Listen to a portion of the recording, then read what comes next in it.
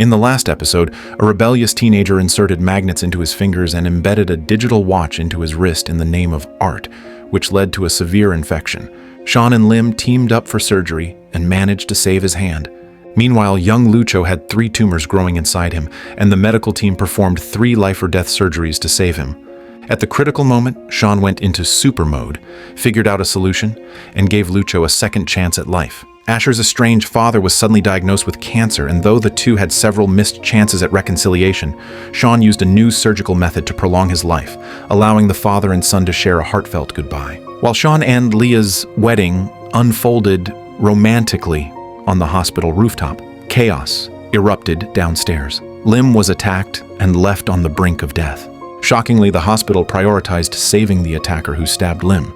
Shaun was furious but powerless to change the decision. Seeing that Lim's life was hanging by a thread, he could only suppress his emotions and focus on saving her. In a pivotal moment, Shaun recalled the death of his brother and broke down in tears. But with Glassman's encouragement, he used his extraordinary talent to pinpoint the bleeding and successfully brought Lim back from the edge. However, when Lim woke up, she realized she had lost all sensation below the waist. Halfway through the surgery, the patient suddenly exploded. Could this be the legendary human bomb? The doctors quickly moved to stop the bleeding. Though they managed to stabilize the patient, the sudden explosion had severely torn up his shoulder. When the man regained consciousness, they learned his name was Charlie, a military training actor. To make the exercise more realistic and fun, he had used actual explosives, leading to this disaster. A CT scan revealed shrapnel had blocked an artery and formed a pseudoaneurysm in his shoulder, which needed immediate removal. Asher reassured Charlie not to panic and that they would do everything they could to help. The top priority now was to repair the tissue flap on Charlie's shoulder.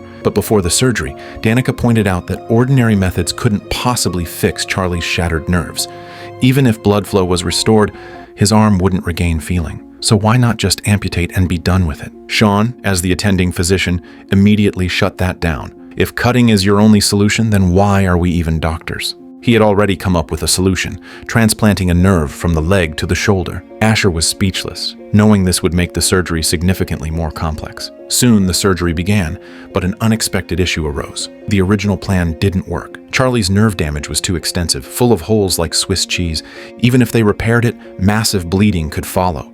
Was Shaun about to fail again? But then Shaun activated his mental software. A simulated nerve map surfaced in his mind, and he quickly pulled the right technique from his memory of past research papers.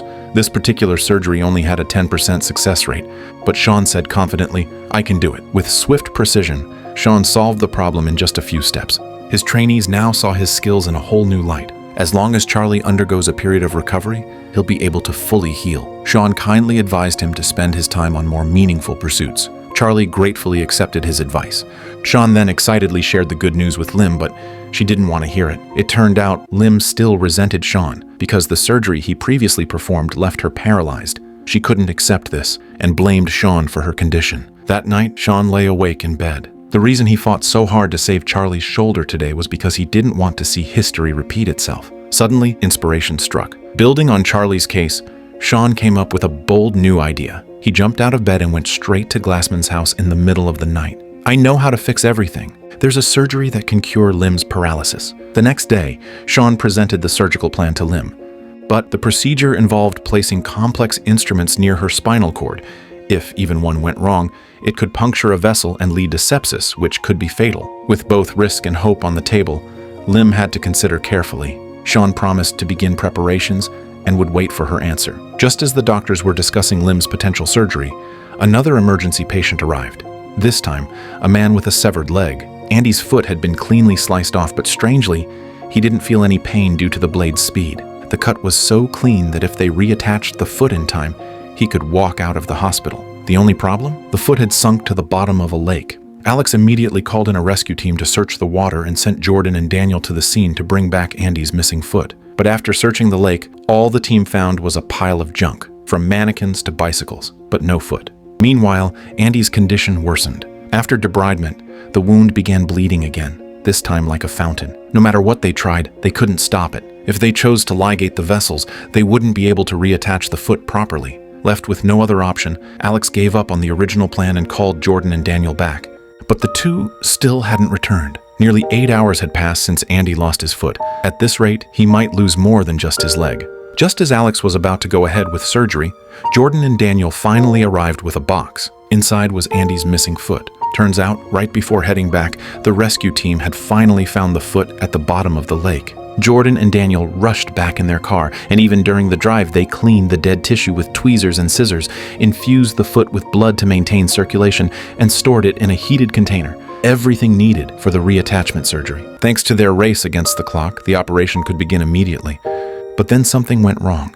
Andy's heart rate suddenly spiked, and there was no pulse detected in his foot, which meant a blood clot had formed somewhere in his vessels. Daniel quickly located the clot behind Andy's knee, and thankfully, they caught it in time.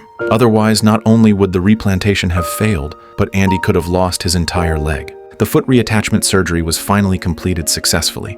After the operation, to check for sensation in Andy's left foot, Alex poked it with a pen. Fortunately, Andy still had feeling and wouldn't be disabled. With 6 months of recovery, he'd be able to walk again. Andy was thrilled that Alex insisted on reattaching his left foot, and he asked Alex to take a photo of him as a badge of victory. But elsewhere in the hospital, 2 men got into a fistfight over something trivial. Have you ever seen a doctor dressed like the Green Goblin just to cheer up a little girl? Even Shaun was baffled. And why are you green? It's Halloween. After reviewing the case, he bluntly told the girl, "You're going to die." It turned out her heart rate was only half of normal, and she needed a pacemaker to maintain her heartbeat. But Shaun didn't know the exact cause. Further tests were necessary. Soon the results came back. Skylar had hemochromatosis, a hereditary disease. What shocked Danica even more was the genetic test also revealed that Skylar's current father wasn't her biological father. Hospital policy required them to inform the patient of such findings, but the doctors were at a loss for how to break the news to Skylar's parents. Since Shaun had another surgery to prepare for, he left the matter to Danica and Asher. They first found Skylar's mother, Daisy, and told her the truth. Daisy, overwhelmed with regret, admitted she had once betrayed her husband with his college roommate. Now left with no choice, Daisy confessed everything to her husband Jacob, who finally understood why Skylar never looked like him. But what could he do? He had raised this child for 10 years. He chose to forgive them. Meanwhile, Skylar's biological father, Mick, arrived at the hospital. Just as Asher and Danica were explaining the genetic disorder to him, Jacob showed up and punched Mick in the face, and the scene instantly turned into chaos. As a result of the fight, Mick filed a complaint against Asher and Danica, and Shaun expressed disappointment in how they had handled things. Back in Skylar's room, her condition worsened. Her eyes turned red, a sign of liver failure. She needed a liver transplant urgently, and waiting for a donor would take too long. Shaun had no choice but to turn to Mick, asking if he would help. But Mick had just found out he had a daughter, and hadn't even met her face to face. Why would he risk shortening his life by 10 years for a stranger who happened to share his blood? Shaun couldn't come up with a convincing response. That night, while Mick was performing at a bar, Leah approached him and played a video of Skylar singing. Realizing the girl shared his love for music, Mick was deeply moved. At the very last moment, he agreed to donate part of his liver. The surgery was a success.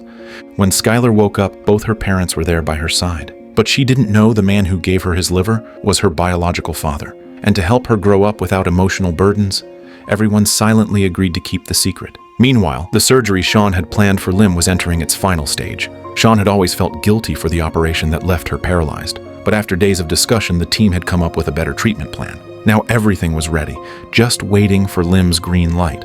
But to everyone's surprise, she said, "I've decided not to have the surgery. Thank you all for your efforts." Everyone was stunned. Why would she give up when there was such a good solution? Did she really want to remain paralyzed for life? It turned out earlier that morning, Lim had run into Danica in the elevator. Danica, who had also lost a leg in combat, shared her experience. She explained that even if Lim's legs were healed, her inner fear wouldn't disappear so easily. She still wouldn't truly be able to stand. Lim realized she wasn't ready to return to her former life. Shaun was deeply disappointed. He had tried so hard to make things right, but didn't get the resolution he hoped for. But then Leah comforted him. Trying and failing is better than living with regret. Even if the outcome doesn't change, the effort makes you stronger. Her words touched Shaun deeply. That day, he grew a little more. Now imagine this, you're in the middle of heart surgery, and the power goes out. Blood is gushing everywhere. What do? Our protagonist Shaun says, use fire. The other doctors couldn't understand how Shaun's mind worked. Earlier that day, a man had collapsed from heat stroke while biking. Shaun mocked him during intake. It's over 40 degrees today, and you still went out for a ride? The man got annoyed and fired back at Shaun. At that moment, Danica couldn't find Brooks's vein and joked, maybe he has something serious going on. But Shaun coldly replied, no, he just needs a more experienced doctor. and sent her away. Brooks picked up on the tension between them and teased Shaun about it. But before he could finish his sentence, he clutched his chest in pain and gasped, "I can't breathe." To find the root of the problem, Shaun huddled in the computer lab with Danica for a discussion. But after a long back and forth of mutual doubt, they couldn't reach any conclusion. Just as everything was at a standstill, the lights in the room suddenly went out. The hospital's generators had finally failed under the extreme heat. Though the backup generator kicked in, it would only last for 3 hours at most. Now Shaun and the team had to race against time to save Brooks. Through imaging, Shaun discovered an abnormal connection between Brooks' coronary artery and pulmonary artery. He was excited to see such a rare case, but also warned that the surgery would be extremely difficult. He could die at any moment. But when it came time to discuss the surgical plan, Shaun and Danica clashed again. Shaun believed they should go in with an open chest and adapt as needed during the procedure. Danica argued that going in without a clear plan was reckless. The disagreement escalated, and Shaun ended up revoking Danica's right to participate in the surgery. When Brooks found out, he turned the tables on Shaun. He told him that as a leader, he needed to learn to listen to dissenting voices, because no one is right all the time. That's when Shaun realized he used to be the one challenging authority, but now that he was in charge, he'd forgotten what that meant. In the end, Shaun brought Danica back to the operating room. Though they continued to argue during the procedure, they both knew only by clashing and compromising could they combine their insights and find the best solution. But just as they were working together to save Brooks, the OR lost power again. The backup generator had given out. With no other option, the doctors continued the surgery using the flashlights on their phones. Soon, they hit another crisis. The electrocautery tool no longer worked. Without it, Brooks could bleed out on the table. But Shaun suggested using fire, a technique commonly used on the battlefield, where heating the blade with flame could achieve a similar cauterizing effect. They quickly heated the blade until it glowed, then plunged it into Brooks' wound. Everyone held their breath, and just at that moment, the lights flickered back on. The entire room burst into relieved laughter. Meanwhile, Morgan, Alex, Daniel, and Jordan were treating a disoriented female patient. She claimed she'd hit her head in a fall, but her other injuries didn't match the story. She couldn't even remember how she got to the hospital. They soon discovered internal bleeding in her spleen and rushed her into surgery. But during the operation, Jordan noticed signs that Tony had suffered assault. After repairing the spleen, Morgan gently guided Tony to recall what had happened and told her the results of their examination. Tony hesitated and insisted that couldn't be true. Then Morgan told her that tests showed traces of a sedative in her system. Tony suddenly remembered. She had gone drinking with friends the night before and then blacked out. But the man she was with was a college friend. She refused to believe he would do such a thing. She insisted her injuries came from falling while drunk. Jordan recommended a forensic exam to get a clear answer, but Tony resisted. Alex urged her to calm down and think it over. They agreed to respect her wishes, except Morgan, who strongly disagreed. Be able to remember what her body does, and chances are eventually it'll all come back. Just then, the team received an emergency call. Tony was in trouble. When they rushed to her room, they found Tony shouting into the air, screaming, "Don't come near me," as if someone invisible was attacking her. Thankfully, Morgan managed to stabilize her, but things got worse. Tony's internal organs were bleeding again, and now her spleen had to be removed, but the incision had to be made through her lower body, and doing so would destroy any remaining evidence of the assault. So Morgan hoped Tony could complete the forensic exam before the surgery to collect evidence and help catch the perpetrator. But even after Tony remembered everything, she still didn't want to press charges, because it's already in the past. Let whoever did this to you get away with it. He already has. Doing a rape kit is not going to unrape me.